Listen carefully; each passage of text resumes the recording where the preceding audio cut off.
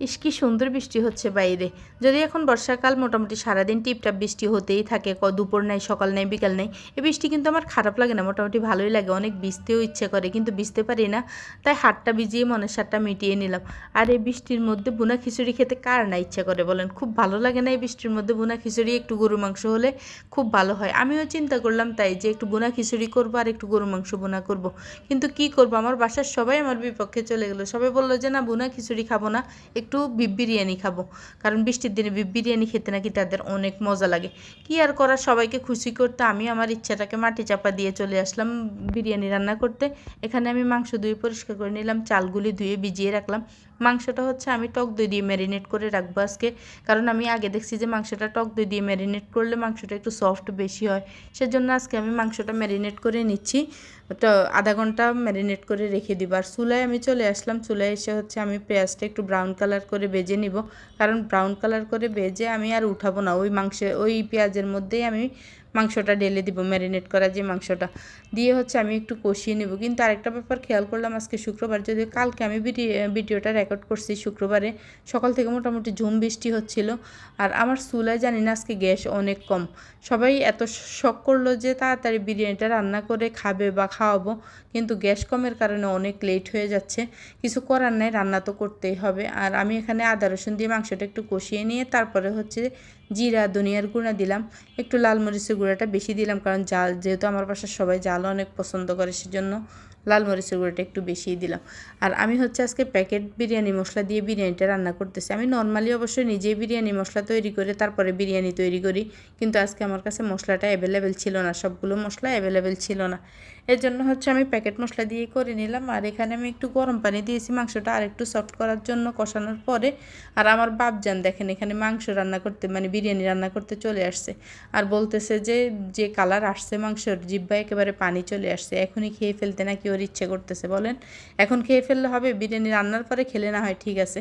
আর হাসতেছে দেখেন, মাশাল্লাহ হাসিটা, সবাই মাশাল্লাহ বলবেন কিন্তু আমার বাচ্চাটাকে। আচ্ছা যাই হোক, আমি এখানে মাংসগুলি উঠিয়ে চালগুলি ভেজে নিচ্ছি। আর ভেজে নিয়ে হচ্ছে আমি চালগুলি রান্না হওয়ার পরে মাংসগুলি আবার ঢেলে দিব। তো এখানে চুলায় গ্যাস কম থাকার কারণে আমি বারবার চুলাটা অফ হয়ে যাচ্ছে, আর আমি টিস্যু ধরিয়ে চুলা জ্বালাইতে গিয়ে দেখেন আমার হাতটাই পড়ে যাচ্ছিল। তো টিস্যুটা এখানে ট্রের উপরে রেখে দিলাম।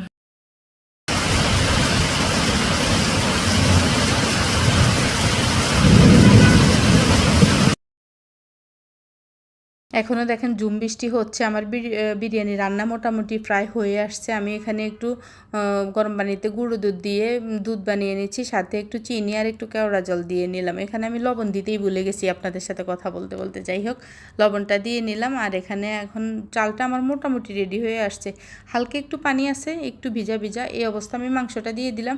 তাহলে মানে মাংসের টেস্ট এত ভালো থাকে, মানে মাংস যে অরিজিনাল কষানোর যেই টেস্টটা, ওই টেস্টটাই পাওয়া যায় এভাবে রান্না করলে। এখানে দুধ গোলানোটা দিয়ে দিলাম, দিয়ে হচ্ছে আমি দমে দিয়ে দিলাম।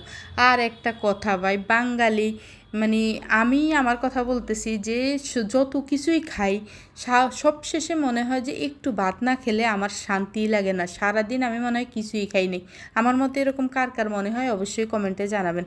তো আমি নিজের খাওয়ার জন্য, ভাত খাওয়ার জন্য এখানে একটু কলমি শাক ভাজি করে নিলাম, নিয়ে হচ্ছে এটা রেডি করে নিলাম। আর এর পাশে আমার বিরিয়ানিটাও হয়ে গেল। দেখেন পাতিল উপচায় উপচায় উঠতেছে আমার বাসায়। এই একটা পাতিল আর বড় পাতিল আছে, কিন্তু ওই বড় পাতিলে মানে 5 কেজির মতো চাল রান্না করা যায়, ওই পাতিলে তো আর একটুখানি বিরিয়ানি করা যায় না। তো কি করব, এটাতেই দিয়ে দিছি, একদম ঠাসা ঠাসা হয়েছে। দেখেন বিরিয়ানি কালারটা ওয়াও আসছে কিন্তু। আচ্ছা যাই হোক, বিরিয়ানি মোটামুটি রান্না শেষ, এখন সবার খাওয়ার পালা। যদি আমি বিরিয়ানি খেতে মানে এখন চাই নাই, একটু বাতি খেতে চেয়েছিলাম, কিন্তু ক্লিপটা একটা নিতে হবে, সেই জন্য ক্লিপটা নেওয়ার জন্য অল্প একটু করে বিরিয়ানি নিলাম, একটু সালাদ দিয়ে কোনো রকমে খেয়ে উঠলাম। মানে বিরিয়ানির টেস্টটা কিন্তু ওয়াও ছিল। প্যাকেট বিরিয়ানিতে মানে প্যাকেট বিরিয়ানি মশলা দিয়ে রান্না করার পরও যে এত ভালো টেস্ট আসে, এটা আমি মানে আগে জানতাম না। আগে আমি নিজের হাতের মশলা দিয়ে রান্না করতাম, তো তো এখন দেখলাম যে না, প্যাকেট মশলা দিয়েও টেস্ট খারাপ আসে না, অনেক ভালো টেস্ট আসে। তো আমি এখানে খেয়ে নিচ্ছি।